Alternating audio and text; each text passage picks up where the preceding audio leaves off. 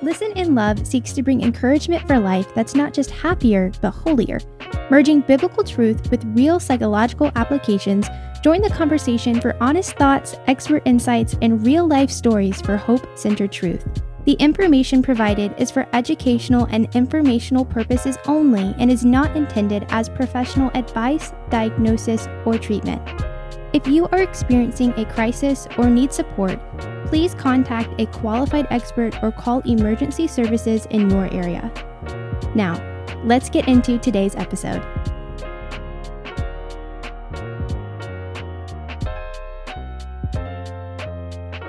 Hello and welcome to Listen in Love. I'm one of your co-hosts, Kimberly Charist. And I'm Arcelia Miller.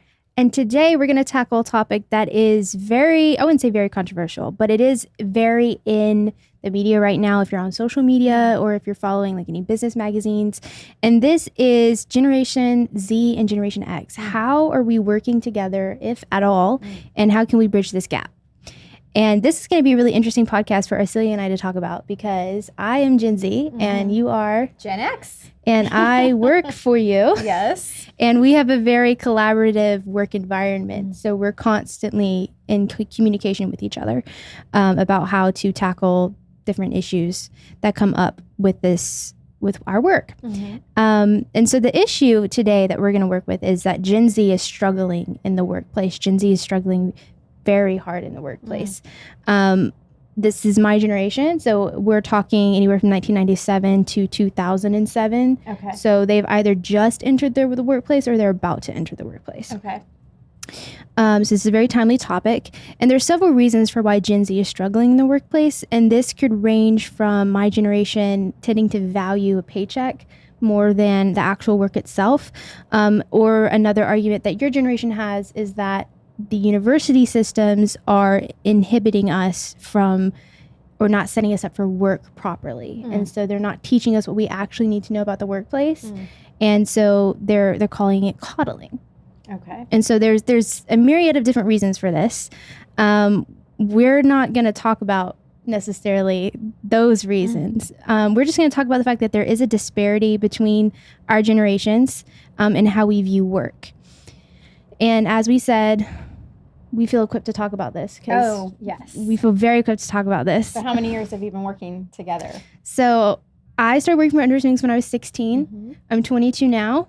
I'm bad at math. I think that's 5. I think that's 5. But I've been in the work long enough to appreciate and value it and to know the work is good. Yeah. I also have an advantage because I work for a mission that has a purpose. Right. And so we're going to get into that right now. So to set up this conversation, so Gen X is saying that they're blaming university institutions for not teaching graduates basic life skills necessary to succeed in business and corporate environments. The New York Post wrote in their article, and again, we link all of these articles for you guys to read. But they said, fearful of inflicting the trauma of real-world expectations on these students, university administrators have actually set them up for failure as they enter the workforce. The article goes on to state complaints of my generation not wanting to work or failing to meet the white-collar standards. Either way, it's clear that Gen Z is not keeping up the workforce according to their expectations. However, in advocacy for Gen Z, a Forbes article states Gen Z is expected to compromise 20% of the global workforce, 27% of the global workforce by the year's end. And Gen Z is bringing a new take to the workforce because we're bringing a values-first mindset to work. Our goals are different. As opposed to older generations, this group wants more than a paycheck. They desire purpose, meaningful work, and providing an impact in their work. So also in advocacy, in advocacy of Gen Z, they say that 86% of Gen Zers say a sense of purpose is key to job satisfaction, with 44% willing to reject employers misaligned with their ethics. They do not just want to be seen as employees, they want to see themselves as stakeholders in a cultural mission with their work. So the foundation for this gap in views and generations is a difference in how we view work. Okay. That's the basis. That's the basis of what we're saying. And we spoke this afternoon, Arcelia and I spoke this afternoon on how we didn't want to approach this conversation as like generations pitting against each other, because Nope. we're not about that. No. That we don't want to be polarizing. That is No. not how you bridge gaps. It's also not the root of this gap. The root of this gap is how you view work. Right. It's just a difference in viewpoints. And so now that we've established that we are confident enough to tackle this topic, I would like us to talk a little bit more about a foundation for how you should view work. So we're a Christian organization, and so we have a biblical worldview with work, and Yes. that I think it really is the foundation for how you and I work so well together, because I don't come into work saying I expect to be satisfied by my work, although I am, but that's just a perk. Right. And I'm assuming that you don't come into work saying, oh, this is just a paycheck. Oh, no. No. I would need a bigger paycheck. I'm just kidding. Yeah. No, definitely not. So let's talk a little bit about what a biblical worldview for work is. So the biblical worldview for work, like we can go back to Genesis, and some people think that the work came after the fall, but really God in the beginning, he actually had Adam subdue the earth. And so when God was creating the world, he also put Adam, and it was actually an honor to work. And so for us, it's after the fall, it became toil. You know, there was labor, it was harder, right? But because of Jesus Christ, he has redeemed everything to include work. And some verses that, like, I think about, it says, for everything that you do, you know, everything you do it as unto the Lord. And another verse that comes to mind is about whoever's to speak, speaks the utterances of God. Whoever's to serve is to serve in the strength of God, so that in all things, God is glorified through Jesus Christ. And then the good works that are prepared beforehand, that we would walk in them. In Ephesians, it talks about how we are God's masterpiece, created in Christ Jesus for good works that God has prepared. And so when you're saying that the Gen Z really wants purpose in what they're doing, that's actually like a God-given thing. And I would even say my generation really wants that. I think in some sense, though, in my generation, at least a big portion, we were raised to think, you go to, you finish high school, you go to college, and you get a job, and that's what you do. And then sometimes you get golden handcuffs, which means like you all of a sudden put yourself in a position where you have to continue with that job. Whereas it sounds like more of your generation is like really want to find purpose. And it's kind of like a Gen Z that we talked to last week that said she didn't think that, what did she say? She said, I don't have to have purpose in my work, but the work that I do should be purposeful. And I loved how she put that. And that was, that hit because of all of us, because I really do feel like whether you're Gen Z, Gen X, that's a biblical thing. God designed us to work. And I think that we should, value that. But what ends up happening, though, is like something you were saying, that you don't come here and you do like work, you do like the product of it, but that doesn't become your idol. That's not why you do what you do. And so as a Christian, it really should be for us, whatever it is that God has set for us to do, not like what we want to do, what our parents want us to do, and things like that. What God has for you. It's what God has for you. And honestly, like that is the best place to be, because it's so freeing and you're walking out the purpose that he has for you. And then your insecurity goes away, because then you're not comparing yourself to what other people are doing, because you're so secure in knowing that you're doing what you're supposed to be doing. And as far as the money, he says, seek first his kingdom and righteousness, and all these things will be added. We've talked about that. That's one of your life verses. Yep. So just to know that you're not working for money. You don't have to become a slave. Jesus said you cannot be like, it's either God or mammon, and that being wealth. You can't have both. What I mean by that is you're gonna serve one and hate the other, is what he says. But there's plenty of Christians that are very wealthy because the Lord has made them wealthy, but they didn't seek out to become wealthy. Yes. I got to make sure people know that. Yes. Yes. So a biblical foundation for work is understanding that we were created to work. Yes. In the garden, there was work. And then after the fall, was when work became toilsome. That's when work became hard. But Jesus has redeemed that. He has redeemed that. And so we can be like, as Christians, like you feel, it's kind of like I was saying earlier, going to the gym. Sometimes you don't want to, you know, but you feel great after that. And the same thing with work. And I will just say for me, like, honestly, like the moment I walk into these doors, it's like this peace. Like I'm really happy and thankful to be here. We've got so much to do, but I'm thankful to have the Lord to just say, can you please guide my steps? Could you please help me to know what's the next thing to do? Yes. And that's how we run things at Under Yeah, His that's Wings. how we run things. We submit it to the Lord. He is in charge. For sure. For sure. So just kind of following up with the biblical foundation for work, what would you say is the answer to this question? Is work something we have to do? Should we find our value or purpose in it? Or should we work less so that we can enjoy our lives more? Or what's the balance here? And the purpose of asking that question is for the Gen Zers who are listening to this and who are about to enter the workforce or who are in the workforce now, who maybe don't like their job. How do they get up in the morning and find that balance? Well, I think, first of all, you don't want to make work your idol. And when I say idol, I mean, you become a slave to it. People kind of twist or don't understand the heart of God. When God says you shall have no other idol, you know, he doesn't want, you shall have no other gods before me, right? And he tells us to cast down our idols. He's saying that to help us. Okay. I like to say before knowing Christ, I chased mirages and I built facades. So a mirage is you look out there and you think you see water and you run up there, and when you get there, there's nothing there.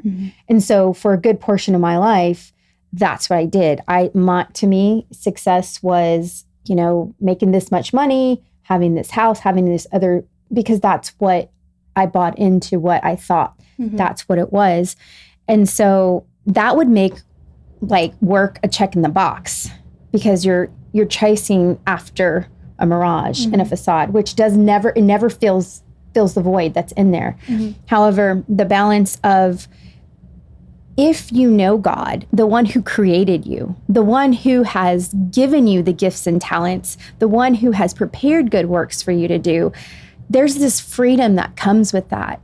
That does not mean that you won't have jobs that you don't like, because sometimes you do have jobs that you don't like to do, and you do have to do hard things. But in that time, God is building character in you. He's building resilience. He's building grit. And so if you have a relationship with the Lord and you're walking with him, it's not always going to be like perfect, right? But you're going to feel that peace. You're going to know that you're in the place that you need to be, because you never know like whether or not what God's doing here is preparing you for the next thing. So like I can even see in my own journey, there were some things that I did were very difficult, even as a Christian.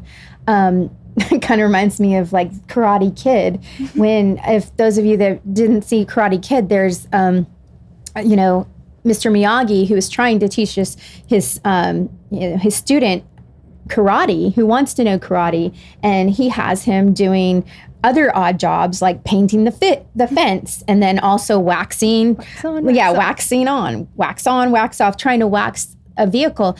And after working so hard, he was like, I'm not learning any of this. You're not even teaching me anything about karate. And then it wasn't until later that Mr. Miyagi was able to show him. And honestly, I can look in my own life and see that other jobs, like, you know, oh my goodness, I was cleaning houses, and I mean, I was still cleaning houses with Under His Wings up until like last year. And I'll still clean a house if I need to. But that, you know, that's not glamorous work, but guess what? I found purpose in that. Like, and quite frankly, usually after I speak, it just so happens that I go and clean a toilet, because it kind of like keeps me humble. It always seems to be that way, just to keep. That's a really interesting way to keep you humble. I go and clean a toilet. But there is that balance of, I will say that an area that I need to work on is to know, like, on the seventh day, God rested. And at least I know that it was one day, like, Sabbath and the Sabbath rest is one day. Because honestly, that's all I can handle is one day of rest. because after that, I really want to get going. You want to work. I want to work. And that's a good thing. I'm not a workaholic, but I want to work. And that's a good thing, because that's you walking in your God-given purpose. Yes. And understanding this is where you need to be and you need to work. I kind of feel that too on the weekends, because if I don't have something to do, like I've had to learn this out of college, when I don't have work to do, like schoolwork to do out of college, like on the weekend, if there's 2 or 3 days where I'm like not babysitting or I'm not pursuing my personal interests or studying for the LSAT, I wake up and like my brain is groggy and I don't know what to do, and I'm like, there's no purpose for me here. There's no reason for me to get up. But resting is good. One day of rest is good. Dirt therapy is so good. Dirt therapy, like if you pull weeds out there, that feels good. And cleaning the house. I do clean the house. I do clean the house. So that's the biblical worldview of work. And work is necessary. It is. It's good for you to do. It's purposeful. You're going to do it sometimes and you're not going to like it. But as long as you're walking with the Lord, He's going to show you and prepare you and guide your steps. So that's good for you to do. So we're going to pivot to our relationship, our work relationship. Yeah, this part is way fun. Yeah. Just because, I didn't realize some phenomenon or whatever you want to call it was going on, realizing that, and you just hit 6 years. So 6 so years. Yeah, because you just turned 22. So, okay. So I was off by one. Not really, but just to know that there's something there. Like we started to work together and we started to realize, wait a minute, there's something here, that we're learning together that adds value to this world.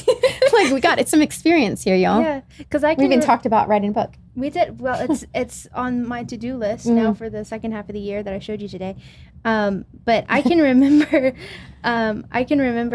being 16 and sitting down and having the meeting with you and you bringing me on. It was just part-time and very part-time limited, still part-time limited. And you remember the first question that you asked me in the job interview? Ooh. Do you remember? Ooh. Did I ask what you're passionate about? No, almost. You said, hey, how's your relationship with God? And I remember sitting there being like, oh, I didn't know this was a job interview question. But I'm glad that you asked that, because that made me think a lot. And that's the foundation for how we view work, and I think why we work so well together, along with the biblical foundation for work.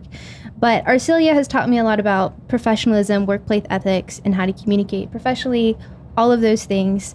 And since I think she's amazing, and I think she's really taught me how to be a young professional, I would like to ask her, what has been the most interesting thing that you've learned in hiring a Gen Z?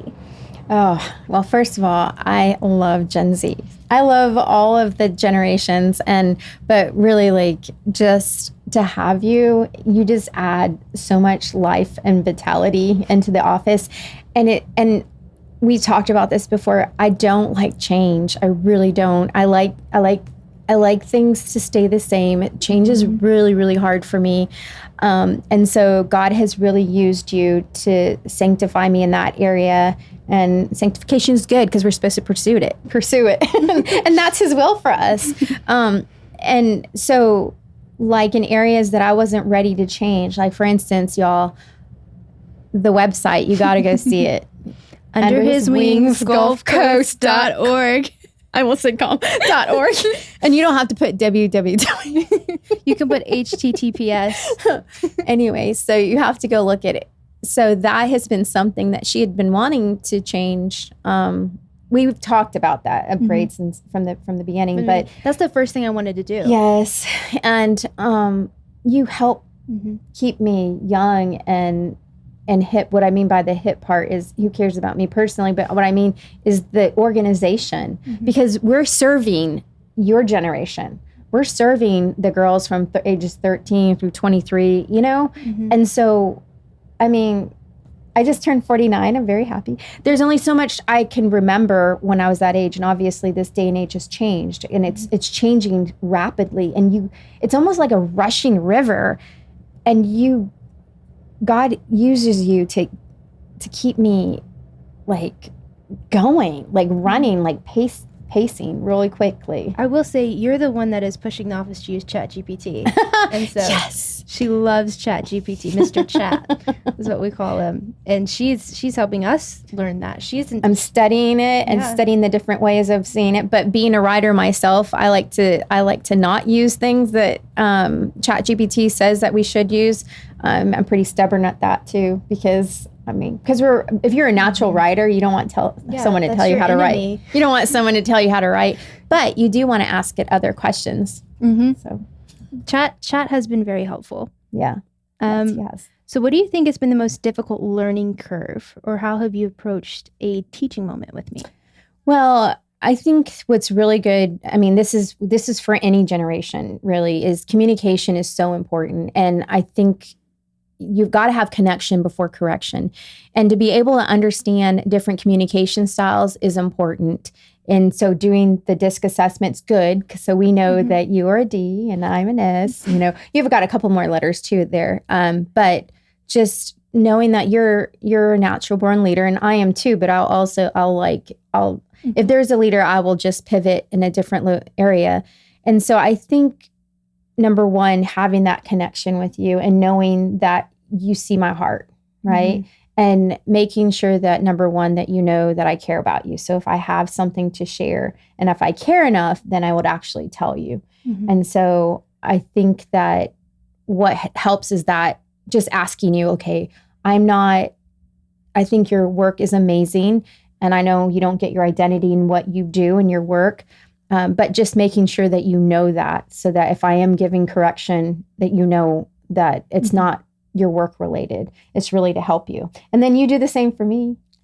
Yes. And I give you access to that. Yes. Because we're all growing. We are all growing. And I'd say that's probably one of my favorite things about working with like a Gen X boss who I know has my back and who I know cares for me and does value my work, is that we have that dialogue in our office and we have the freedom to be like, oh, okay, there's a little bit of this going on.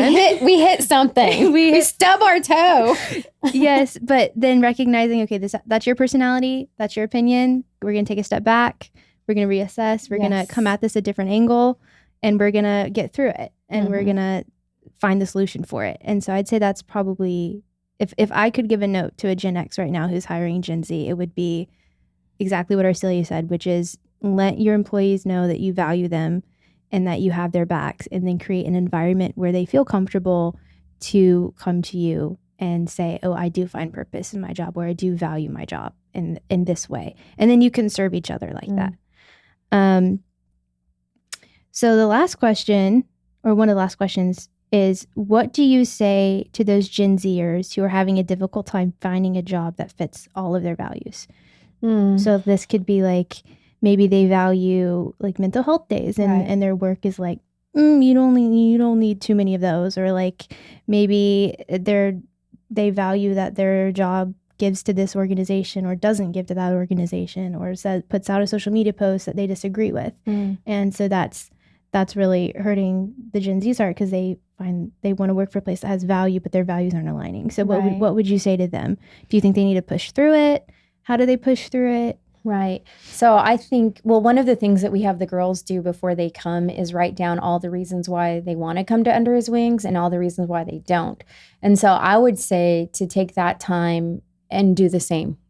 Write a pro-con chart for the job that you're seeking. And really, if you're a Christian, really pray about it then and ask God, because in some cases you never know if God's going to use you in that work environment.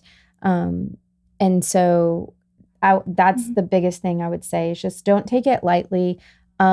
We don't always get to choose. And I've had to learn that my expectations, like anything, they're not 100% always met. And we have to be able to bend in certain ways. But as far as values, like if there's some non-negotiable values, then you kind of know that that's probably not the right place for you. But I do see that a lot of your generation really wants to work for an organization in a place that values them and that also comes alongside their values. I mean, we've been getting a lot of people call for jobs here, and I really wish we had, the funding and the ability to be able to do that right now. But we don't. but I can see that hunger, for that the hunger to align themselves. And for us, it really is like God's working here. And why wouldn't you want to come alongside and work in the place that God is working, So, but in some cases you might be the one that brings revival to that workplace. And so that's why I don't just say flippantly, like, just, you just really need to pray about it. To pray. Yeah. Pray. But then sometimes you need to build counselors too, like get counsel from mentors and people that are around you. And I know it's hard to kind of put yourself out there. I've asked people to be my mentor before and been rejected. I say rejected, meaning redirected. And so I know that it's hard sometimes if that doesn't happen. And I'm sorry that's happened to you. If it has, just keep going on the next mentor, because having someone else speak into that area of you helps you with the blind spots you might have. Yes. Do you think there's any merit in building resilience in the workplace or endurance? Absolutely. And resilience and grit and all of that comes from like pursuing. I mean, how many times have we just wrote for the 7th time with the Impact 100 grant, all those, then this is the 7th time. And we may not get it this year. And you know what? The way we approach that is, if it's not the Lord's will for this season, then that's fine. And that, could you imagine if I just gave up after the first, 2nd, 3rd, 4th, 5th, even if we don't get it this, I'm going to do it again. And you learn. And we learn. And how about how many times it's been very difficult here? I've thought about, if I would have stopped working here, how many girls wouldn't have been impacted and how many families would have not been impacted if we did not stick with it. Because even though we enjoy our job, even though it's, great purpose, it's not always easy, right? There's a lot of hard things. You have to come alongside some difficult things. You have to hear some difficult things. And mental wellness days are very important to us. Like, I'm very quick to tell everybody, like, if you don't feel well, then, just, we got this. Because it's important, because if we're not regulated, then we can't do the work. Yes. If we're not in the mental space to be able to work, the work we do isn't going to be done very well. And the military tries to do that. So like when you're deployed, they really try to make sure that soldier, that airman, that Marine has everything taken care of, so that when they're out in the field, they're not having to worry about the things at home, because they're doing that. And that's kind of what I feel. If I'm making sure that you guys are trained and equipped and you're good to go, then all of us are going to be good to go. Yes. And there's rest there. There's rest there. I just skipped my... Want me to ask you a question? Can I ask you a question? Yes, you can ask me a question. Okay, so what is it like about for you to work with, Gen X? Like, I know that at first I didn't like change, and what was that like for you? And like, was it frustrating? I am in no position to say that it was frustrating, because I have the best job in the world. And I'm very blessed to work here. But there's frustrations. There is frustrations. There are frustrations. I'd say coming on at 16 and then being able to grow in my role and grow as we grow has been a blessing for me, because you knew exactly when to push me outside my comfort zone and watch me grow in certain areas. And even though a hallmark of my personality is that I don't like being pushed out of my comfort zone, whenever you're like, no, like, you need to do this. Like, a perfect example of this podcast, because this was your idea. You wanted us to be a voice in the community, in a space. You wanted to platform mental wellness from a Christian perspective, and you wanted to platform students as this demographic, because your heart is for the youth, and you wanted students, their voices to be heard. And that's how this started out, and that's how we are going to continue it to some degree. But I remember sitting across from you in Soul Caffeine. Oh, yes. And you're saying, like, I want to start this podcast, but you're like, I don't have time to do it, so you need to do it. And I was like, I was 17 or 18, and I was like, oh, I know. I don't want to. But then you're like, no, you can do it. And I remember, like, you took my hands and you said, I believe in you. You can do this. And we bought, like, a little Yeti mic at that time. And I was like, okay. this is what we're going to do. And it's grown. Like we hit number 2 mental health podcast. We're top 100 for mental health in the US now. And it's grown and it's impacted so many people because so many messages and encouragement. They're listening in Germany. Yes. Listening in Germany, New Zealand, and some parts of Africa, which is incredible. So it's had such an impact. And you knew exactly when to say, I can't do this, but we need this, and you can do it. And knowing that you told me I can do it was what made me believe that I could. And so I guess to kind of answer your question, I come from this place of being able to grow in the role and to have such a strong leader show me what to do.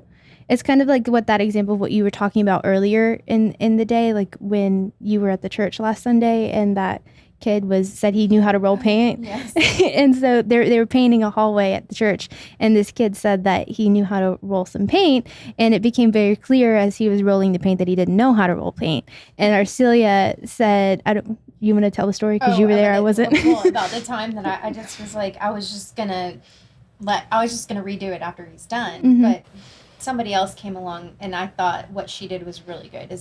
She took the time to like actually show him and teach him how to roll it. Yes. And I remember thinking, I knew better to teach him, to take the time to actually show them how to do it. And you've gotta empower people to do that, like to do their job, and then also give the grace to know they're gonna make mistakes. Yes, that huge. Yes. Grace. Yes. Grace and space to grow.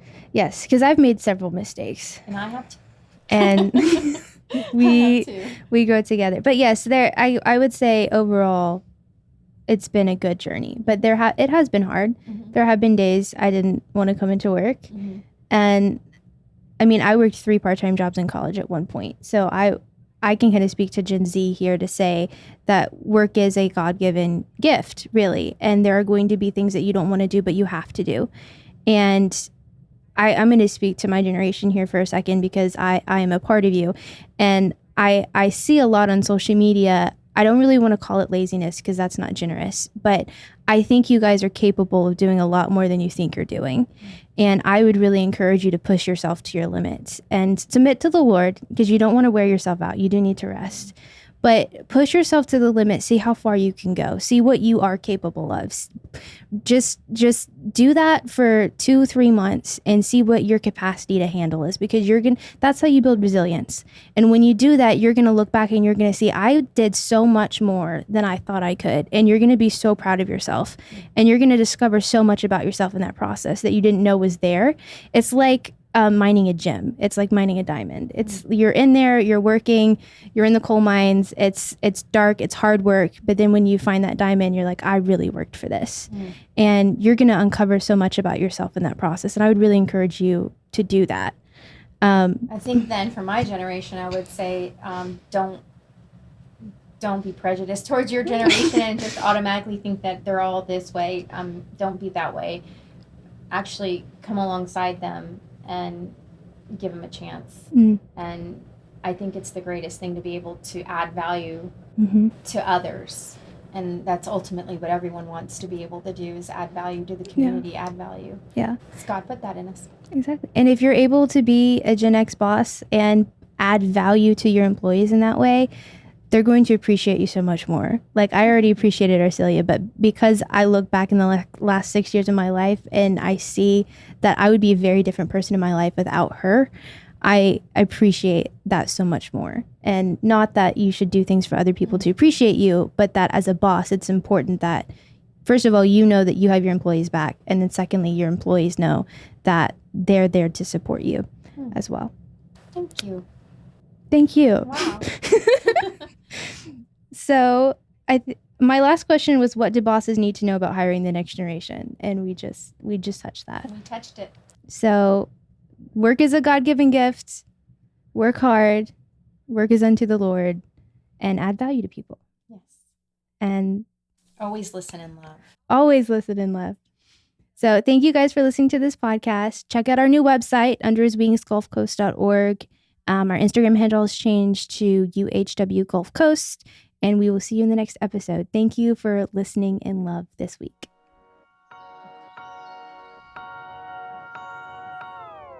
This episode of Listen and Love was made possible by supporters of Under His Wings, a nonprofit dedicated to the personal and professional development of young women. Show your support today by leaving a review, comment, or by liking and subscribing wherever you're watching and listening. Thank you to all the volunteers who made this episode possible. In-studio producer, Peter Gardner. Audio engineer and music, Luke Killam. Executive producer, Kimberly Cheris. To learn more, support the mission, or share your story, visit us at underhiswingsgulfcoast.org.